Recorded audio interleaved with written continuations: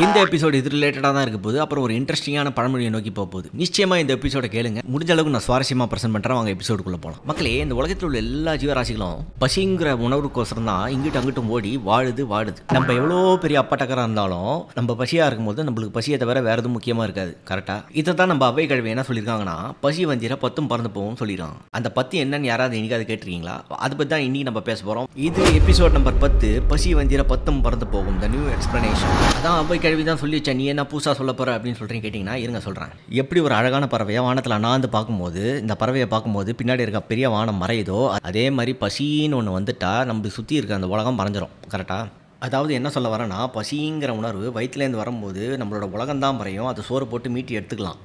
அதுவே கொஞ்சம் ஏறி நாக்குக்கு போச்சுன்னா அது ருசியாயிடும். இன்னும் கொஞ்சம் ஏறி தலைக்கு போச்சுன்னா அது போதையாயிடும். அது தலைமீறி போச்சுன்னா பசிக்கோசரம் வாழ்கிற நம்ம போதைக்கோசரம் வாழ்கிற மாதிரி ஆகிடும். பசி வயிற்றில் இருக்கும்போது உலகத்தை தான் மறப்போம். அதே பசி தலைக்கு மேலே இருக்கும்போது போதையாகி இந்த உலகத்தை மட்டும் மறந்ததோடு இல்லாமல் தன்னையே மறந்துடுவோம். அப்புறம் நம்மளுக்கு முன்னாடி இருக்கிறது அம்மாவா, அப்பாவா, தங்கையா, அக்காவான்னு தெரியாமல் அப்புறம் நம்ம இவ்வளோ நாள் சேர்த்து வச்ச இந்த பத்தையும், அதாவது மானம், குலம், கல்வி, வன்மை, அறிவுடைமை, தானம், தவம், முயற்சி, தாளாமை, காமம் எல்லாம் காற்றுல பறக்க விட்டு பசியாக இருந்த நம்ம பட்னியாகி நம்ம புதுப்பேட்டை தனுஷ் மாதிரி நான் தான் பெணாத்தின்னு ஒரு சமூக கழிவாக தான் ஆகும். ஸோ நம்மளோட கவிஞர் கண்ணதாசன் சொன்ன வரிகள் தான் எனக்கு ஞாபகம் வருது. என்னென்னா, யாரும் இருக்கும் இடத்தில் இருந்தால் எல்லாம் சௌக்கியமே கருடன் சொன்னது இருப்பார்.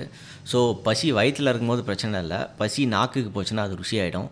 அதுவே தலைக்கு ஏறிச்சுன்னா அது போதையாயிடும். அது தலை மீறி போச்சுன்னா ஐ எம் சாரி, இந்த பத்தும் பறந்து போய்டும் சொல்லி பசிக்கோசரம் சாப்பிடுங்க, ருசிக்கோசரம் சாப்பிடாதீங்கன்னு சொல்லி இந்த பதிவை நான் இந்த கிளிப்பிங்கோட முடிச்சுக்கிறேன். சரி, சிவரஞ்சனியே பாடுறேன். விஸ்கி வேணும்.